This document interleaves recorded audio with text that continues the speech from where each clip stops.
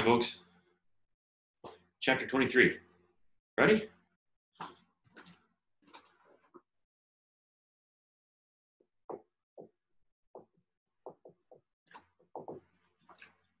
Once we know that light is an electromagnetic wave, now we start applying the physics of electromagnetic waves to light to try to explain its behavior. The description of the application of electromagnetic wave theory to the behavior of light requires a bunch of calculus and differential equations. So, chapter 23 presents the conclusions of that application, which means this chapter is relatively quick to present. We observe light incident on a plane surface. And as long as the surface is smooth, the rays coming in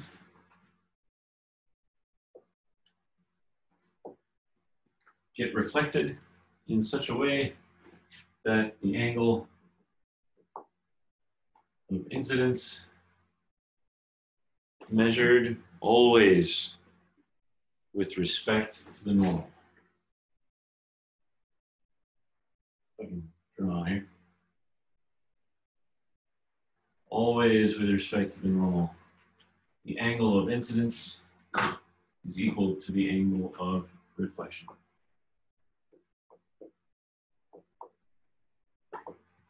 Reflection.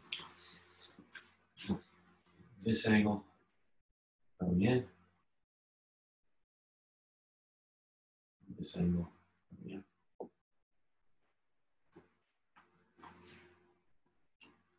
Yep.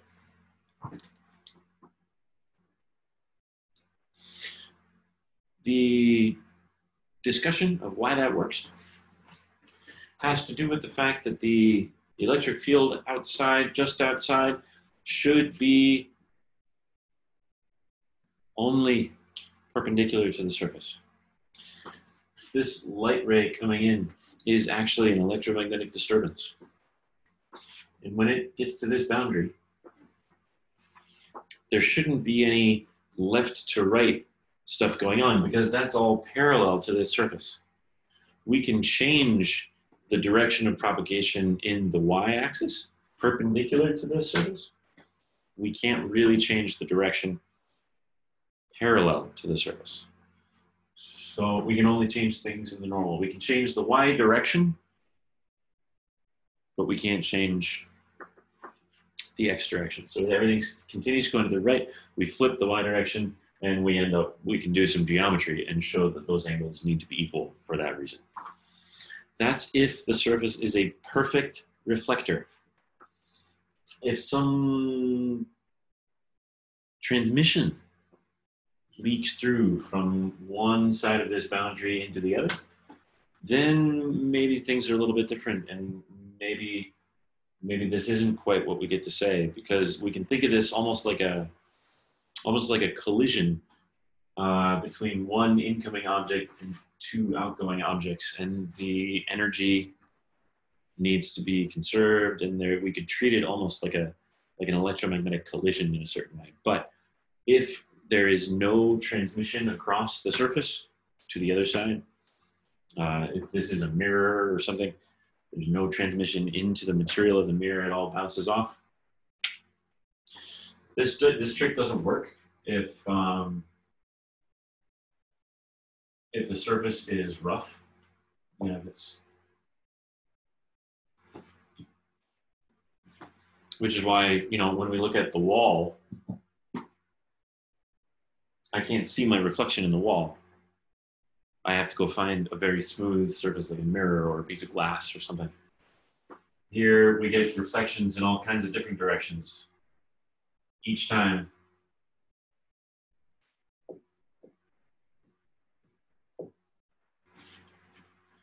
Locally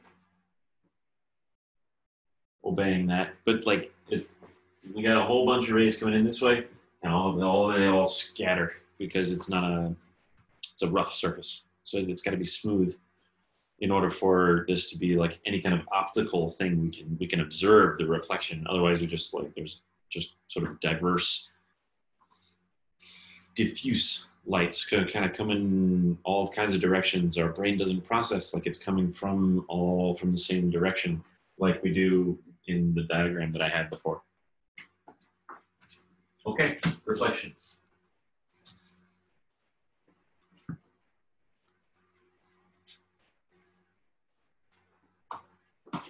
But what if it's not a plane surface? And that was the rest of the mirrors lab. What if we're talking about a curved surface?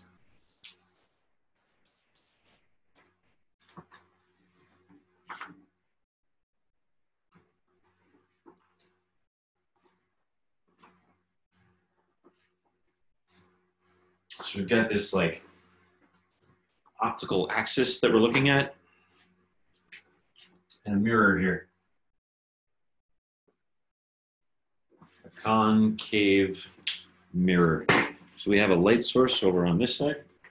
I'm going to represent it as an arrow, an upright arrow. Just so we have some, it's got some size, it's got some orientation.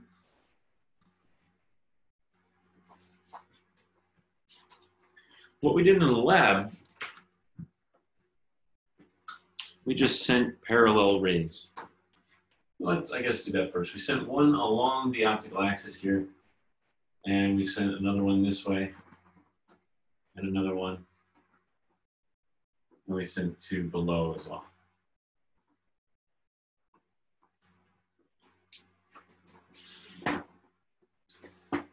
The logic here, when it strikes the mirror, we ask about this. We draw the normal.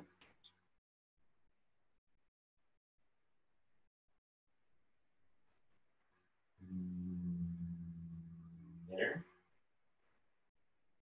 And we obey the law of reflection. This angle.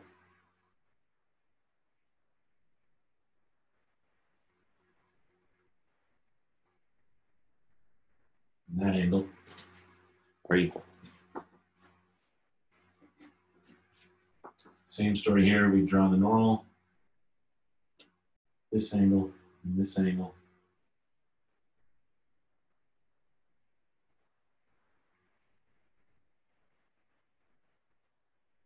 This angle equal, we draw the normal. At this point, that little angle between this orange ray and that normal is equal to this one. Same story here.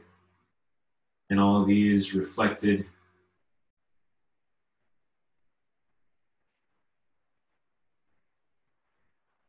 rays kind of converge to a point, which is what we observed in the lab. The distance here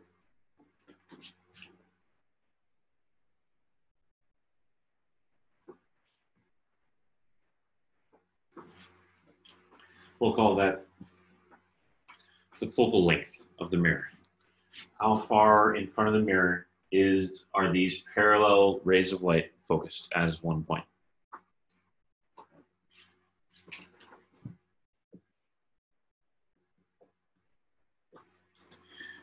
Each of these normal lines that we drew, they're all normal to a circle. Normal to a circle is a radius. So the point where all of these normal lines converge, somewhere over here. Again, this is a quick drawing. That's the radius. The radius of curvature of the mirror. It's not really correct to call it a radius. It's not a full circle, but it is the radius of curvature. It's the radius of a circle if we finish drawing the circle.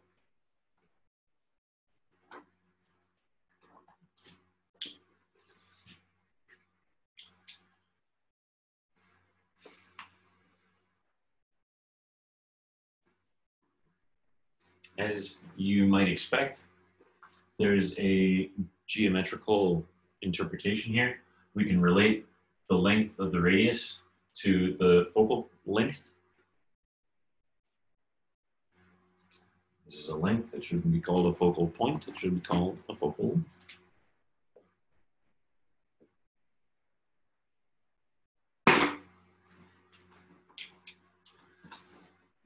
Each time we draw a normal, that normal bisects the incoming ray and the reflected ray. And that bisection reduces things by a factor of 2. Instead of pointing here, we point here, halfway. So we end up saying that R is twice the focal length for a concave mirror.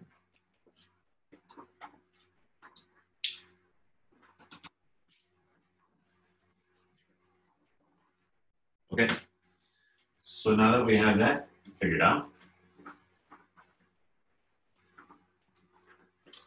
let's start over with that object of some orientation. We have our optical axis, we have our mirror,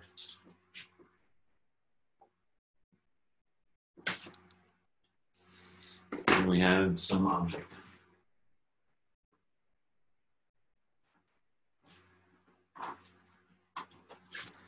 At each point on this object, light emanates. Light is striking this object and then emanating, because that's really how we see things. We see the wall the way it is because light incident on it gets reflected in all kinds of directions. Some of it reaches our eyes, and our brain says, okay, that light came from here, and that means that it processes it a particular way because it has a particular, I don't know, diffuseness and a particular wavelength, and we say, oh, it's kind of off-white and matte, you know, not glossy, not shiny, not reflective. So each point of the object sending light into space. There are 3 rays that we track from the object. Because now the goal is to predict how does the mirror and its focusing the incoming rays, how does that affect where the image is of the object? So this is the object, label this O.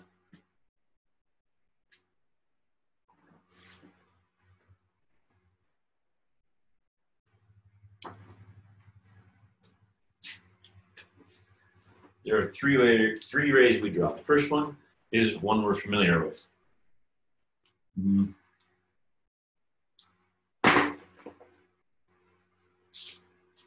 Let's draw one that leaves the tip of the arrow parallel to the optical axis. But we already know how that goes. An incoming ray parallel to the optical axis. The mirror bends it so that it passes through the focal point.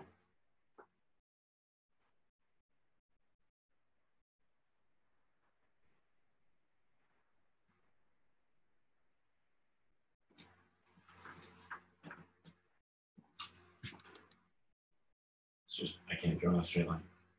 There we go. Okay.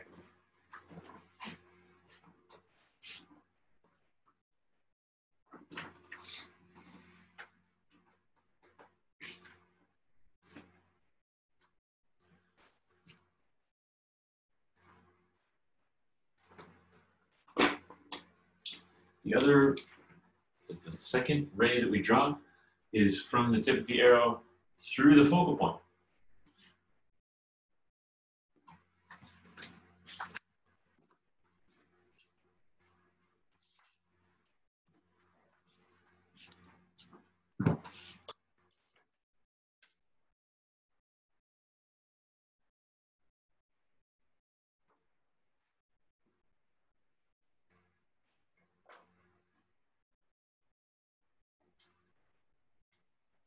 Now, going through the focal point, striking the mirror,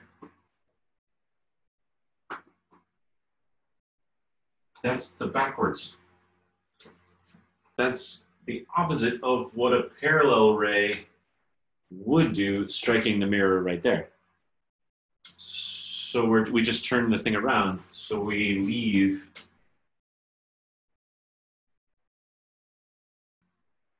parallel to the mirror.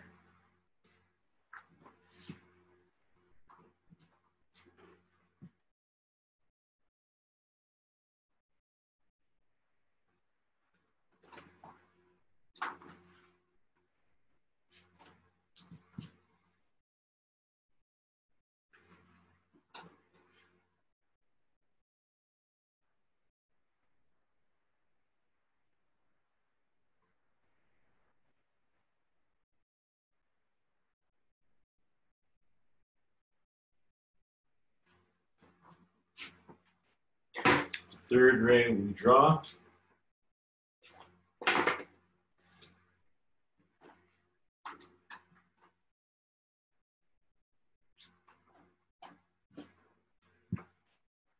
Through the radius of curvature. That's the focal point. The radius of curvature is twice as far away from the mirror. Drawn through the radius, it'll hit the mirror perpendicular to the surface of the mirror because the line from the radius to the mirror is perpendicular to the mirror. So it'll hit perpendicular. The angle of incidence is 0, so the angle of reflection is 0. It'll come back the same way that it came in.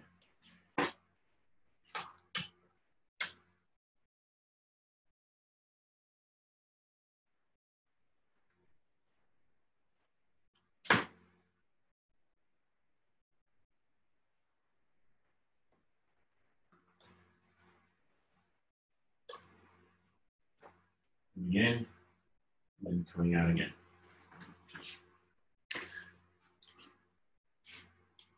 Where do all three rays intersect? If we're standing over here, where does it look like this ray, and this ray are all coming from? It looks like they're all coming from here. So the tip of the arrow appears to be here.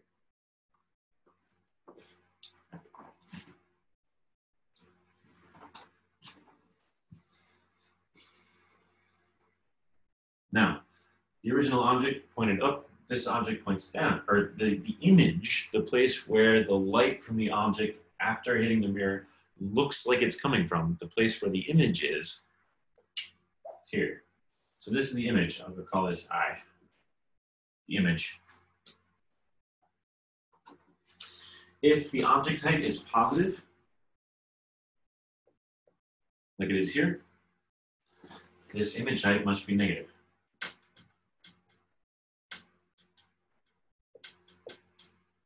Because it's upside down, it's opposite. The other thing that it's clear is that the image is smaller than the object.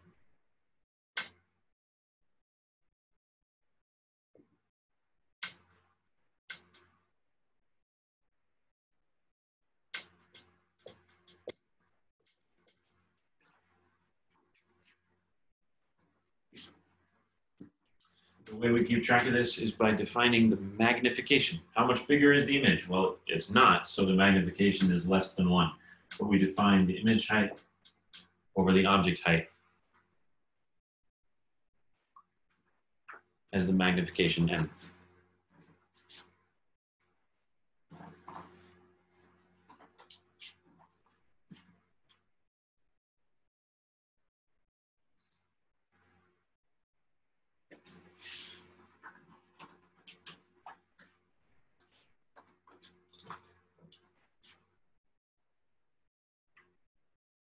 Okay. This image is really there. If we had a screen right here, we could actually see the light focused on that point.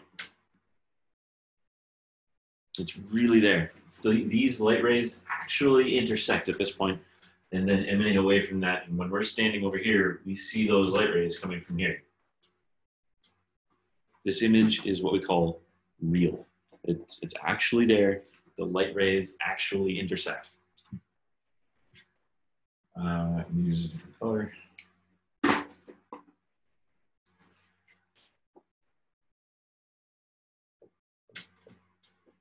Real. Real, inverted, it's upside down. and it's smaller.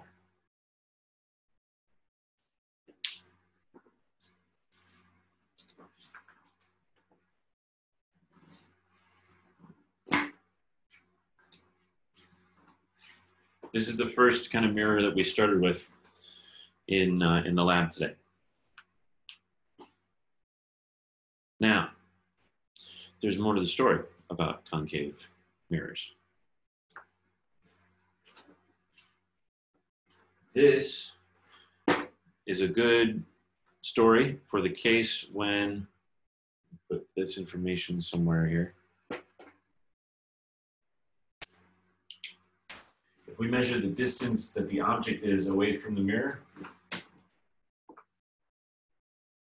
we make a list of things we know.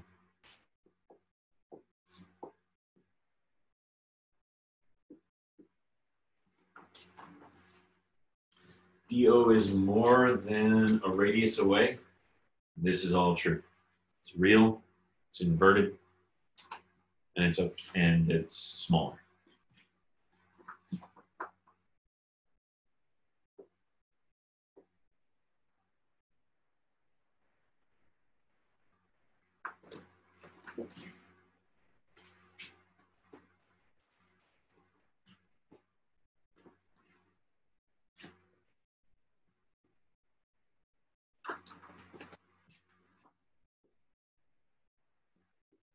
Image's height is upside down, it's inverted.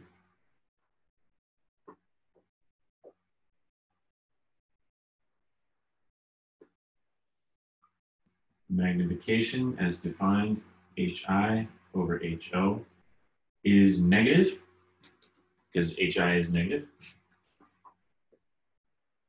And its magnitude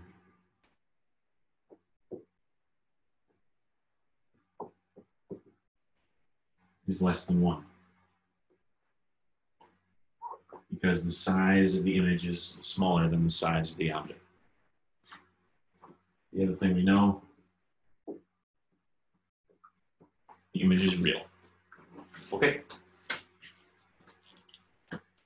What if we put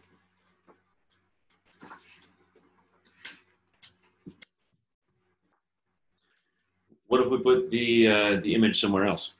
Or I'm sorry, what if we put the object somewhere else? So again, we've got our optical axis. We're going to be doing this a lot. We've got our mirror. We've got our object. Suppose we know the focal point is here, which means the radius of curvature is here.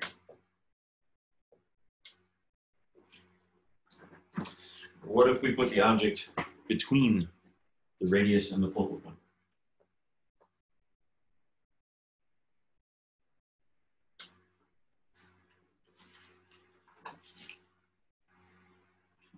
Okay, let's find out. We draw the 3 rays again. First one we drew parallel to the optical axis. Reflects through the focal point.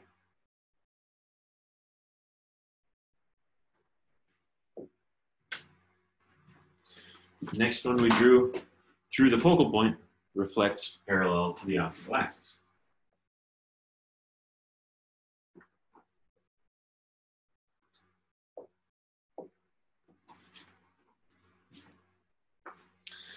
Third one we drew was through the radius of curvature, but yeah, we could draw that like from the radius up to the object and then keep going to the mirror, but that's not like there's no, I can't find a mirror up there. So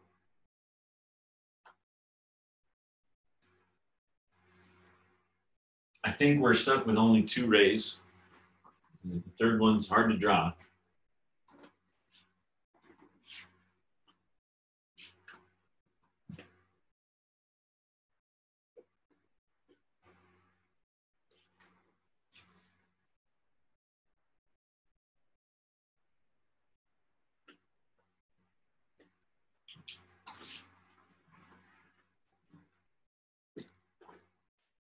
Still real, still inverted,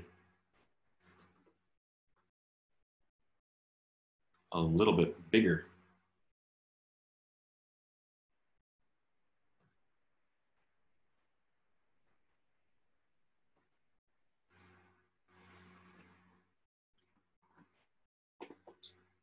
And it looks like farther away from the, interesting, farther away from the mirror than the object itself. Here's the object.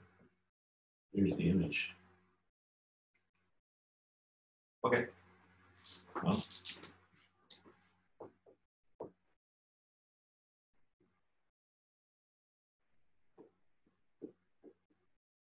the distance to the object is between the focal point and the radius. We know that it's real. We know that it's inverted. And the magnification appears to be greater than 1. It's upside down, but it does appear to be bigger.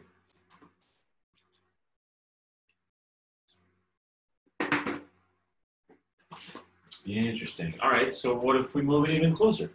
What if we move it inside the focal length?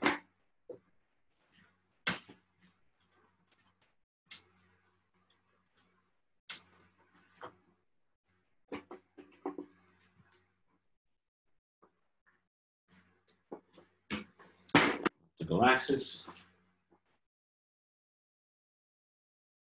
Here's our mirror. Let's assume the focal length is here, which means radius is here. Let's put the object all the way inside the focal length, somewhere here.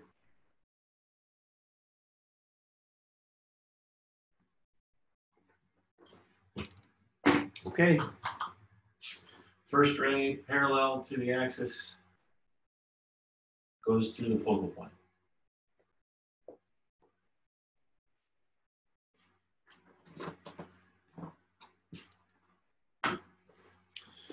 The ray that goes through the focal point leaves parallel. Now, there's no, we've got to start at the focal point and go up this way.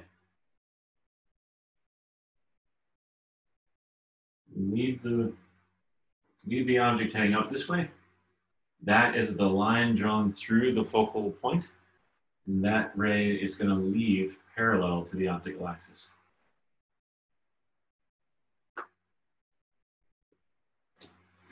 These two rays will never intersect, clearly. Not on this side of the mirror, anyway. If we're standing over here, we see these two rays, and our brain says, oh, they look like they're proceeding from a point. It looks like they came from over there.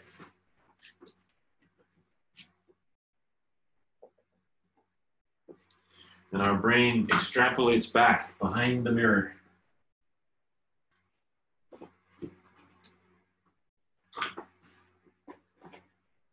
It says, okay.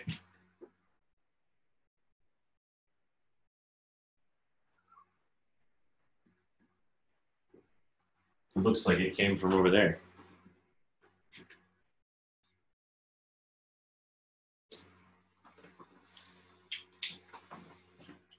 So the moral of that story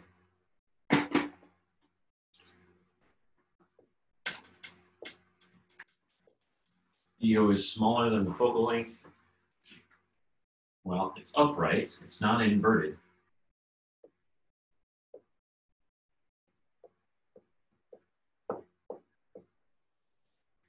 It appears bigger than 1. And the thing is, these rays don't actually intersect there. They can't. That's on the other side of the mirror. The light from this object can't get over there. But our brain says, well, that's where it looks like they came from. It only appears this way. It is virtual. No light rays actually emanated from this point. It only appears like they did. Virtual.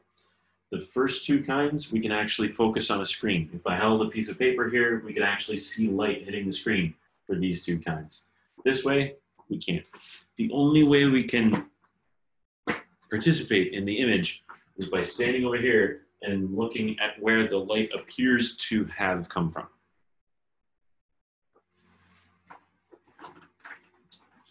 Pretty cool.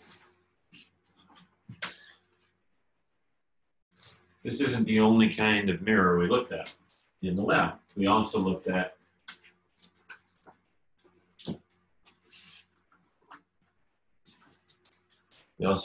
convex mirrors. So, the story here.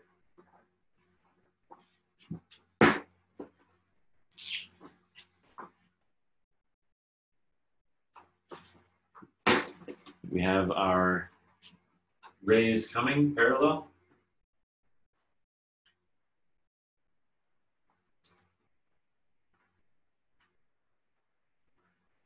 And again, we draw the normals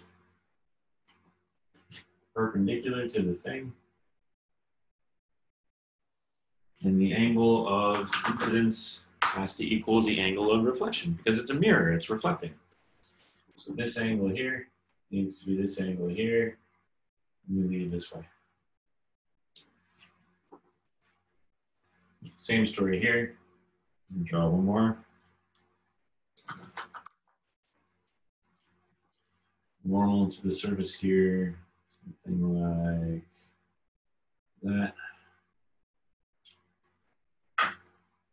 So the ray leaves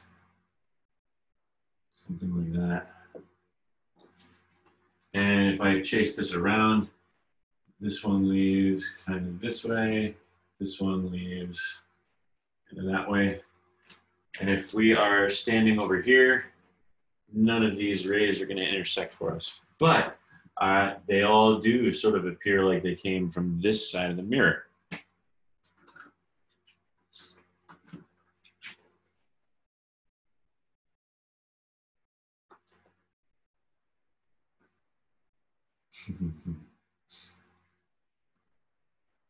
Close enough. There's a point here where they all appear to be focused. If the drawing were very careful, they would all point to the same spot on the thing. Let's call that the focal point and measure this as the focal length.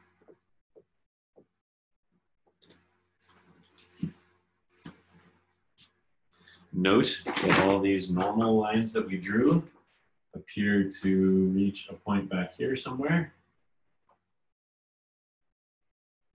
That about twice, well, again, if the drawing were careful, it would be about twice as far away. So here again, the radius is twice the focal length.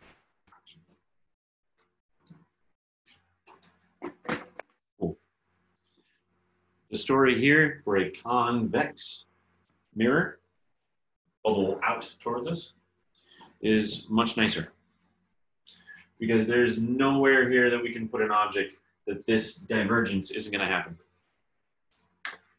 We only have to try one.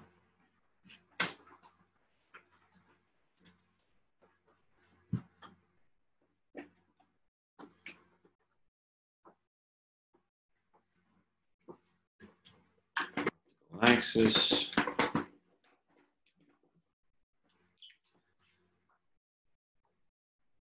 Here's our mirror. An object.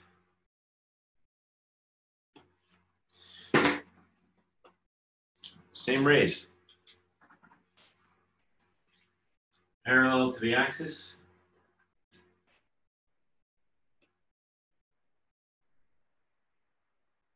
Leaves through the focal point. It just happens that the focal point is on the other side of the mirror. That's okay.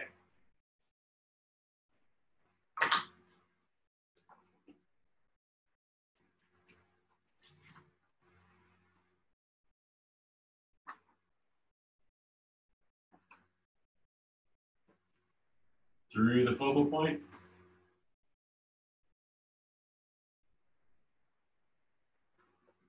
Leaves parallel.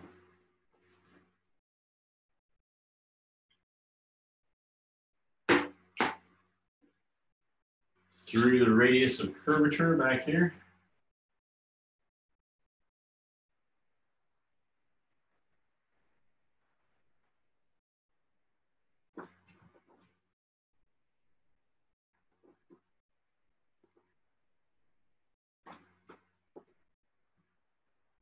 Arrives perpendicular to the mirror, bounces back this way.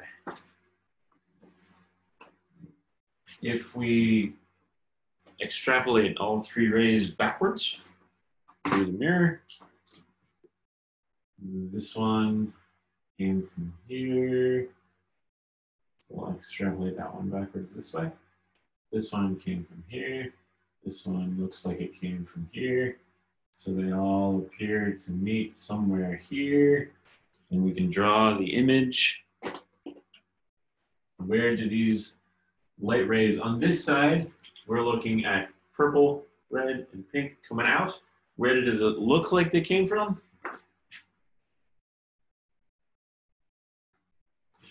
There.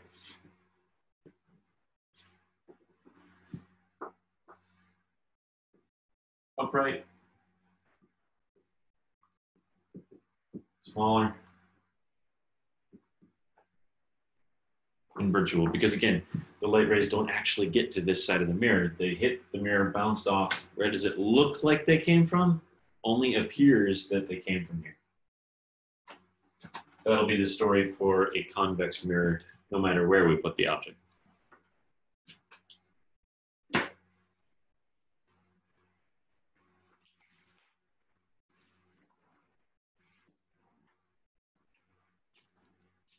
Cool. If we started up here with really precise drawings and a ruler, we could do a little bit of geometry.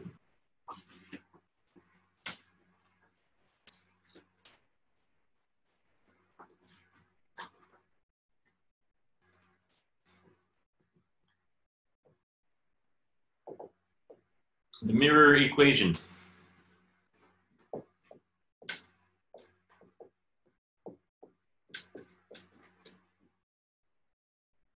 We could show geometrically that 1 over the object distance plus 1 over the image distance equals 1 over the focal length.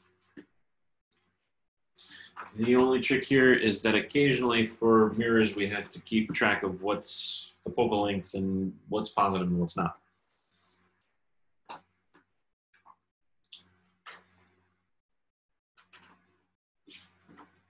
The object distance is almost always going to be positive because we're on this side of the mirror.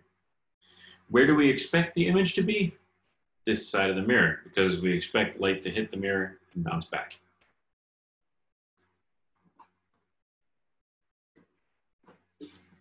So if the image forms on this side of the mirror, the object side of the mirror, let's let DI be positive. If the image forms on the other side of the mirror, let's make it negative.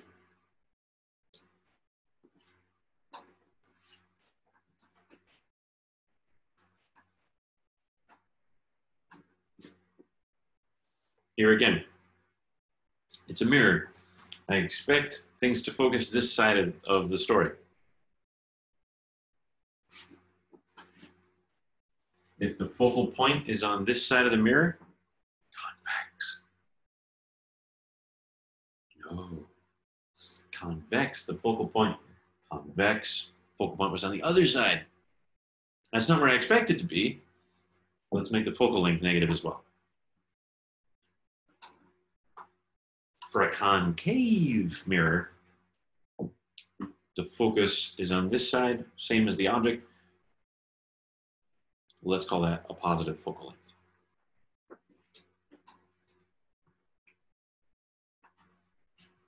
length.